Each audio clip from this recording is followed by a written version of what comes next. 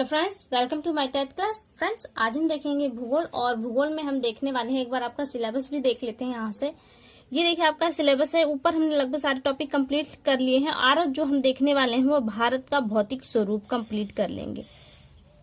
यानी कि आज हम क्या पढ़ने वाले हैं, भारत का भौतिक स्वरूप। तो देखिए कहाँ से हम पढ़ेंगे ये भी हम आपको बता देंगे। देखिए एक क्लास 6 की बुक है, पृथ्वी और हमारा जीवन, और ये एक सरकारी बुक है और नई बुक है, ये भी देख सकते हैं आप। 19 और 20 के सत्र है, तो इसी में आपका है टॉपिक 8 है भारत का भौतिक स्वरूप। देखिए जो पृथ्वी की बनावट होती है उसके बारे में दिया है भारत का भौतिक स्वरूप। कि भारत में जो हमारी भूभाग है उसका जो बनावट है ये कैसा है, इसी को हम पढ़ेंगे। जैसे कहीं पे पर्वत है, कहीं पठार है, कहीं बहुत गहराइयां है जिसमें पानी भर गया है, तो ये क्या है। और कहीं ना कहीं आप देखेंगे तो कहीं एकदम ही आपको बालू ही बालू दिखाई देंगे। तो ये सब क्या है, आपके इनका भौतिक स्वरूप है, वो नेचुरली बनावट है। इन्हीं बनावट को आपको पढ़ना है। तो यहाँ देखिए बनावट के तौर पे देखें तो भारत का जो भौतिक स्वरूप है वो 5 भागों में बांटा गया है। उत्तर का पर्वतीय भाग, उत्तर का मैदानी भाग, थार का मरुस्थल, दक्षिण का पठारी भाग और समुद्र तटीय मैदान एवं द्वीप समूह। जिसमें से हम देखें उत्तर का पर्वतीय भाग, इसे हम बहुत ही विस्तृत तौर पर वीडियो में कर चुके हैं। और उत्तर का आपका जो आता है दक्षिण का पठार, ये 2 टॉपिक जो पार्ट है यहाँ से हमने वो कंप्लीट कर लिए। तो डिस्क्रिप्शन में उसकी लिंक है, इसे बहुत ज्यादा डीप में वहां पे समझाया गया, बहुत अच्छे से समझाया गया। आप उस वीडियो को एक बार जरूर देखें। लेकिन यहाँ पर भी हम उस चीज को पढ़ेंगे, ऐसा नहीं कि हम यहाँ से इसे छोड़कर आगे चलेंगे। तो आइए पढ़ते हैं। तो यहाँ पहले बॉक्स में क्या है इसे देख लेते हैं। देखिए हिमालय जहां पर आज है वहां पे बहुत पहले एक टिथिस महासागर रहता था। और यहाँ पे अब हिमालय कैसे हुआ, तो भारत की तरफ से जो अंगारा लैंड है और वहीं चीन की तरफ से गोंडवाना लैंड था। ये दोनों एक भूभाग थे, बड़े भूखंड थे, जैसा कि आज एक हो चुके हैं ये। इनमें जो नदियां बहती थी उनसे अवसाद बहाकर लाया जाता था और इसी सागर में यानी कि टिथिस सागर में ही उसे गिराया जाता था। बहुत समय के बाद क्या हुआ, आंतरिक हलचलों की वजह से क्या है, ये दोनों लैंड आपस में नजदीक आने लगे। ये चीन का और ये भारत का, ये दोनों नजदीक आने लगे, जिसकी वजह से क्या है, जो यहाँ पे जो बहाकर अवसाद वगैरह था वो धीरे धीरे ऊपर उठने लगा। उठते उठते ये इतना ऊपर उठ गया कि ये पूरे विश्व का सबसे ऊंचा पर्वत हो गया, जिसे नाम दिया गया हिमालय। अब देखिए यहाँ पे कुछ बातें हैं, यहाँ पे देख लेते हैं। उत्तर का पर्वतीय भाग, अब हम एक एक करके यहाँ से देखेंगे। तो पहले हम देखेंगे उत्तर का पर्वतीय भाग। उत्तर का जो पर्वतीय भाग है वो हिमालय आता है और हिमालय बहुत बड़ा भूभाग क्षेत्र लिए हुए है। और यहाँ पे हम उत्तर पर्वतीय भाग को 4 भागों में बांटकर देखेंगे। हिमालय क्या है, हिमधनालय यानी कि बर्फ का घर यहाँ पे दिया गया है। तो पहला हम देखते हैं, यहाँ पे पहला अगर हम देखें तो आपको आता है ट्रांस हिमालय या परा हिमालय क्षेत्र। यह हिमालय पर्वत के उत्तर में स्थित है। इसमें मुख्य काराकोरम, लद्दाख एवं कैलाश पर्वत श्रेणियां सम्मिलित है। यहाँ का जो सर्वोच्च शिखर है वो काराकोरम श्रेणी में स्थित है और वो कौन सा है, K2, जो भारत का सबसे ऊंचा पर्वत श्रेणी है। और इसकी जो ऊंचाई हम कहें तो 8611 मीटर है। ठीक है, अगर हम इसे मैप के माध्यम से देखें तो ये देखिए आपका दिया है हिमाद्री श्रेणी, मध्य हिमालय और शिवालिक श्रेणी। अभी हम क्या थे, परा हिमालय जो यहाँ पर आता है आपका। ठीक है, अब यहाँ पे देखिए आएगा हिमाद्री श्रेणी। हिमाद्री श्रेणी को देखिए यहाँ पे ये आपको दिया हिमाद्री श्रेणी, ये जो ब्लैक कलर की पट्टी है वो हिमाद्री श्रेणी है। यहाँ पे इसके बारे में देखिए दिया गया है, यह हिमालय की सबसे उत्तरी पर्वत श्रृंखला यानी कि उत्तर में है। उत्तर किधर आपका आ जाएगा, उधर जाएगा, इधर आए तो हमारा दक्षिण आ जाएगा। इसे वृहत हिमालय या हिमाद्री कहते हैं। हिमालय को 4 भागों में बांटा गया, जिसमें सबसे ऊंचा अगर चारों में देखें तो कौन सा आता है, वो हिमाद्री श्रेणी आपकी आती है। वृहत हिमालय हिमाद्री कहते हैं। इस श्रृंखला में विश्व के ऊंचे शिखर है। संसार का सबसे ऊंचा पर्वत शिखर माउंट एवरेस्ट इसी में आता है। कहाँ पर है, वो नेपाल में है और इसे नेपाली भाषा में सागर माथा भी कहा जाता है।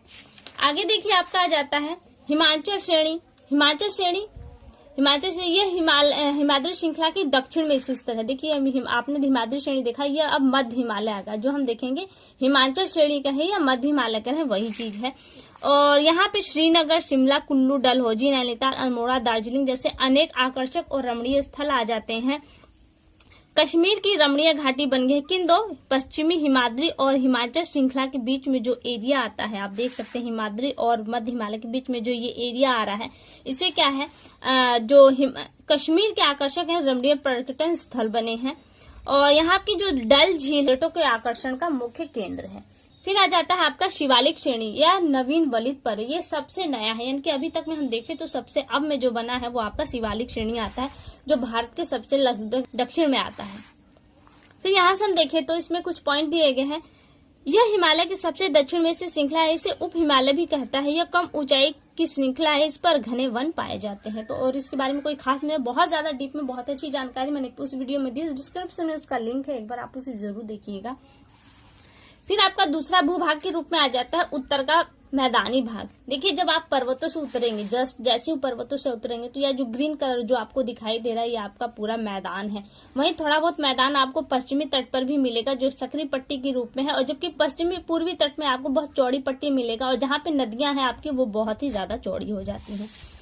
तो तराई एवं भावर, देखिए क्या है, जब हिमालय से निकलने वाली नदियां, ये मान लीजिए हिमालय, यहाँ से जब नदियां निकलती है तो अपने साथ इनका बहाव इतना तेज होता है कि अपने साथ बहुत मोटी मोटी जो कंकड़ वाले हैं, बोल्डर्स वगैरह हैं, उनको भी बहाकर लेकर आता है। लेकिन वो जैसे जैसे वो नीचे उतरती है नदियां, तो उनका बहाव धीरे धीरे कम होता चला जाता है। तो जहां पे जो मोटे कंकड़ वगैरह को छोड़ते हैं, ये भूमि कम उपजाऊ होती है, मोटे कंकड़ होते हैं, और इसे क्या कहते हैं, इसे भावर कहते हैं। जब यही नदियां भावर के क्षेत्र से निकलकर और नीचे आती है तो इनके साथ सिर्फ महीन कण बाहर आते हैं, और क्या है, वो समतल भूभाग पर उसे फैला देता है, और ये क्या होता है, तराई, इसमें नमी होती है, दलदली नुमा कुछ होती है, तो ये तराई वाला क्षेत्र कहते हैं। और ये मिट्टी जो होती है बहुत ही ज्यादा उपजाऊ होती है, इसे तराई कहते हैं। भावर एवं तराई क्षेत्र में जैव विविधता युक्त विस्तृत वन पाए जाते हैं। दुधवा राष्ट्रीय उद्यान आपका इसी क्षेत्र में स्थित है। भावर एवं तराई का क्षेत्र आगे जाकर भारत के विशाल मैदान में मिल जाता है, यानी कि ये जो आपका है, यहाँ से ये क्षेत्र आपका पूरा विशाल मैदान में कन्वर्ट हो जाता है। फिर देखें जलोढ़ मिट्टी क्या है। नदियों द्वारा बहाकर लाई गई मिट्टी जो कहीं छोड़ दी जाती है, वो मिट्टी आपकी जलोढ़ मिट्टी होती है, जो बहुत ही ज्यादा उपजाऊ मिट्टी कहलाती है। फिर वहीं पर आ जाते हैं, देखिए दिया है कि नदी तंत्र। नदी तंत्र क्या है, किसी नदी और उसकी सहायक नदियों को जब मिला दिया जाए, उसके अध्ययन किया जाता है, तो वो नदी तंत्र में आता है। सहायक नदी क्या है, जब एक छोटी नदी एक बड़ी नदी में अपनी धारा को विसर्जित कर देती है, तो वो आपका क्या कहलाता है, सहायक नदी कहलाती है। फिर यहीं पे आ जाता है कि ढाल पश्चिम से, और जो आपका मैदान है उसका जो ढाल है पश्चिम से पूरब की ओर। पश्चिम किधर है आपका, देखिए यहाँ पे देख लेते हैं, पश्चिम इधर है, पूरब इधर, तो पश्चिम से पूरब की ओर, यानी कि नदियां सारी कहाँ बहकर आती हैं, इस तरफ ढाल की तरफ बहकर आती हैं। यह मैदान सिंधु, गंगा, ब्रह्मपुत्र और इसकी सहायक नदियों के द्वारा लाई गई उपजाऊ जलोढ़ से बना। हम नदी तंत्र के आधार पर इस मैदानी भाग को 3 हिस्सों में बांट सकते हैं, सिंधु नदी तंत्र और गंगा नदी तंत्र, ब्रह्मपुत्र नदी तंत्र। सिंधु नदी तंत्र ये आपका पंजाब वाले क्षेत्र में आता है, जम्मू कश्मीर, हिमाचल और पंजाब में फैला है। वहीं पे गंगा नदी तंत्र देखें तो ये आपका कहाँ आ जाता है, उत्तरी मैदान के अधिकांश भाग में फैला है। और गंगा नदी कहाँ से निकली है, तो गंगोत्री हिमनद से निकली है। वहीं पे ब्रह्मपुत्र नदी तंत्र आता है, ये ब्रह्मपुत्र आपका कहाँ से निकला है, तिब्बत के निकट मानसरोवर झील से ये निकला है, और ये अरुणाचल से होते हुए भारत में प्रवेश करता है। ब्रह्मपुत्र नदी का उद्गम स्थल तिब्बत है। और यह देखिए यहाँ पे बहुत अच्छा चीज से यहाँ पे समझाया गया, पॉइंट में बॉक्स में दिया है कि ब्रह्मपुत्र नदी चीन, भारत और बांग्लादेश में बहती है। इसे चीन में सांगपो कहा जाता है और बांग्लादेश में मेघना और या जमुना नाम से इसे पुकारा जाता है। गंगा नदी बांग्लादेश में पद्मा नाम से पुकारा जाता है। फिर आपका आ जाता है तीसरा पॉइंट है वो थार का मरुस्थल। थार का मरुस्थल भारत के पश्चिमी भाग में मरुस्थल स्थित है। थार का मरुस्थल या भारतीय महामरुस्थल कहते हैं। ये भारत के उत्तरी मैदान के दक्षिणी पश्चिम में अरावली पर्वत से लेकर पाकिस्तान की सीमा तक फैला हुआ है। ये बहुत शुष्क और गर्म होता है और रेतीला होता है, जिसके कारण यहाँ पे बहुत कम मात्रा में आपको वनस्पतियां मिलेंगी। और यहाँ की जो मुख्य नदी है वो है लूनी नदी। यहाँ पाई जाने वाली खारी पानी की झील कौन सी है, सांभर झील, और यहाँ से नमक का निर्माण उत्पादन किया जाता है। चौथा आ जाता है दक्षिण का पठारी भाग। बॉक्स को देख लीजिए।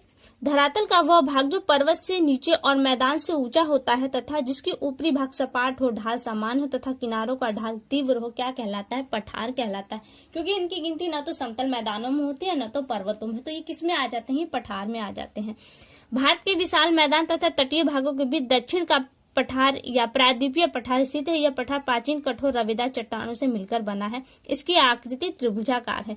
भारत के जो 3 मुख्य पठार है उसे देख लेते हैं। इनमें प्रमुख मालवा का पठार, छोटा नागपुर का पठार, दक्कन का पठार शामिल है। मालवा का पठार देखिए, मालवा का पठार दक्षिण के पठार के पश्चिमी भाग में मालवा का पठार स्थित है। यह उत्तर की ओर ढालदार है और अनंत उत्तर के मैदानी भाग में मिल जाता है।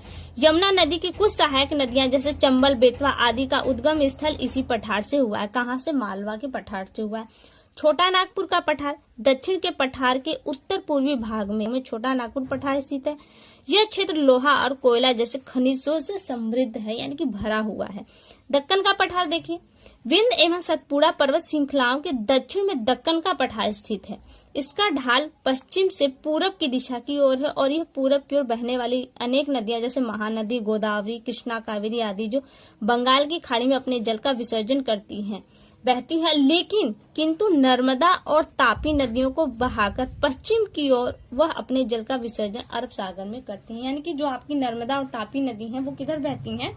पश्चिम ढाल की ओर बहती हैं। पश्चिमी घाट सह्याद्री का विस्तार एक समान है, जबकि पूर्वी घाट भी कटा छटा है। आगे देखिए, तटीय मैदान आपका आ जाता है। तटीय मैदान में देखिए, पश्चिमी घाट के पश्चिम में तथा पूर्वी घाट के पूर्व में तटीय मैदान स्थित है, जो हमने अभी देख लेते हैं। मैप में एक बार देख लेते हैं। ये देखिए, हमने कहा ना कि ये आपका पश्चिमी है और ये आपका आ जाता है पूर्वी, सकरा है और ये चौड़ा, और ये समथल और ये कटा छटा है। तो कहा जा रहा है कि तटीय मैदान सकरे हैं, जबकि पूर्वी तटीय मैदान अपेक्षाकृत चौड़े हैं। पश्चिमी तटीय मैदान में कोई बड़ी नदी नहीं है और इस कारण है वहां का क्षेत्र ऊंचा है। कहा जा रहा है कि पूर्वी तटीय मैदान में महानदी, गोदावरी, कृष्णा और कावेरी नदियां बहती हुई बंगाल की खाड़ी में अपने जल को गिरा देती हैं और जल को गिराने से पहले वो डेल्टा का निर्माण करती हैं। पूर्वी तटीय मैदान की मुख्य झीलें चिल्का आपकी कहाँ पर है? उड़ीसा में है। कोलेरू आपके एमपी में आ जाती है। पुलिकट को देखो तो तमिलनाडु के निकट आपकी ये झीलें आती हैं। और ये किस तरह की झील है? ये लैगून झीलें हैं। और देखिए बॉक्स में क्या दिया है, इसे भी देख लिए। डेल्टा समुद्र में मिलने से पहले धरातल के कम ढाल एवं नदी के वेग में कमी के कारण नदी का जल कई शाखाओं में बंटकर बहने लगता है। यह त्रिभुजाकार भूभाग भी डेल्टा कहलाता है। गंगा एवं ब्रह्मपुत्र नदियां विश्व के सबसे बड़े डेल्टा यानी कि सुंदरवन डेल्टा का निर्माण करती हैं। फिर आपका आता है भारत के दो महाद्वीप जो आपके तटीय क्षेत्र में आ जाते हैं, लक्षद्वीप एवं अंडमान। लक्षद्वीप किधर आ जाता है आपका? देखिए इधर चित्र से देखें, ये आपका आता है, ये जो देख रहे हैं ये लक्षद्वीप है। और यहाँ जब आप आ जाएंगे तो आपका अंडमान और निकोबार द्वीप समूह है। इनके बारे में थोड़ा सा दिया है। देखिए जो अंडमान निकोबार द्वीप समूह, इसमें आपके 222 द्वीप हैं और ये साधारण चट्टानों से, जिनमें से केवल पंबन द्वीप एक ऐसा है, किसमें? अंडमान निकोबार की बात है, जिसमें पंबन द्वीप एक ऐसा है जो मूंगे से निर्मित है। वहीं लक्षद्वीप की हम बात करें तो लक्षद्वीप में जो भी द्वीप हैं वो सारे आपके मूंगे से निर्मित है। यह मूंगे से बने इस द्वीप में अनेक छोटे छोटे द्वीप हैं। अंडमान निकोबार द्वीप में बंगाल की खाड़ी में है। तो मैंने कहा यहाँ पे लक्षद्वीप में आपके सारे जो द्वीप हैं वो मूंगे से निर्मित है, मूंगे से। और जबकि अंडमान में आपका पंबन द्वीप एक ऐसा है जो मूंगे से निर्मित है, बाकी सारे साधारण तरीके से। और पूर्वी तटीय मैदान बहुत उपजाऊ है, यहाँ धान होता है क्योंकि ये पानी वाला क्षेत्र आ जाता है। वहीं पश्चिमी घाट ऊंचा होने पर पर्वतीय होने के कारण यहाँ पे आपके मसाले और नारियल, रबड़ की खेती की जाती है। भारत के व्यापार, पर्यटन एवं सुरक्षा की दृष्टि से द्वीप समूहों का विशेष महत्व है। तो ये देखिए आपका टॉपिक यहाँ पे समाप्त हो जाते हैं। यहाँ पे कुछ अभ्यास कार्य इसे देख लीजिए। सही और गलत बताना है। विश्व का सबसे ऊंचा पर्वत शिखर माउंट एवरेस्ट है, तो क्या है? सही है, सत्य है। ये सबसे ऊंचा पर्वत शिखर माउंट एवरेस्ट है, सत्य है। मंसूरी, कुल्लू, दार्जिलिंग आदि पर्यटन ऐसा शिवालिक श्रेणी में स्थित है, नहीं, ये गलत है। उत्तर के मैदानी भाग का ढाल पूरब से पश्चिम की ओर है, गलत है। ये किधर से है? पश्चिम से इधर, क्योंकि इधर पश्चिम है और इधर पूर्व, तो इधर से ढाल इधर है, किधर? पूरब की ओर, इसलिए गलत हो गया। गंगा एवं ब्रह्मपुत्र नदियों द्वारा बनाए गए विश्व के सबसे बड़े डेल्टा का नाम सुंदरवन है, ये भी सही है। लक्षद्वीप मूंगे से बने द्वीप है, सही है, क्योंकि हमारा जो अंडमान निकोबार द्वीप समूह आता है उसमें केवल पंबन द्वीप है जो मूंगे से बना है और लक्षद्वीप के समस्त द्वीप आपके मूंगे से निर्मित है। आगे देखिए खालिस्तान दिया, इसे भी देख लेते हैं। हिमालय की सबसे दक्षिण में स्थित पर्वत श्रृंखला को क्या कहते हैं? शिवालिक श्रेणी कहते हैं। शिवालिक श्रेणी। गंगा नदी का उद्गम स्थल गंगोत्री हिमनद से हुआ है। थार के मरुस्थल की जो प्रमुख नदी है वो लूनी नदी है। चंबल और बेतवा नदियां सहायक है, किसकी सहायक है? तो ये यमुना की सहायक नदियां हैं।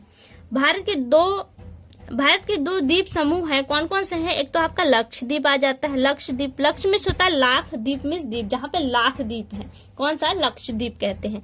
और दूसरा क्या आता है आपका? अंडमान निकोबार द्वीप समूह ये आते हैं भारत के दो द्वीप समूह। तो फ्रेंड्स यहाँ से देखिए आपका ये टॉपिक कंप्लीट हुआ। कैसा लगा एक बार हमें कमेंट करके जरूर बताइएगा।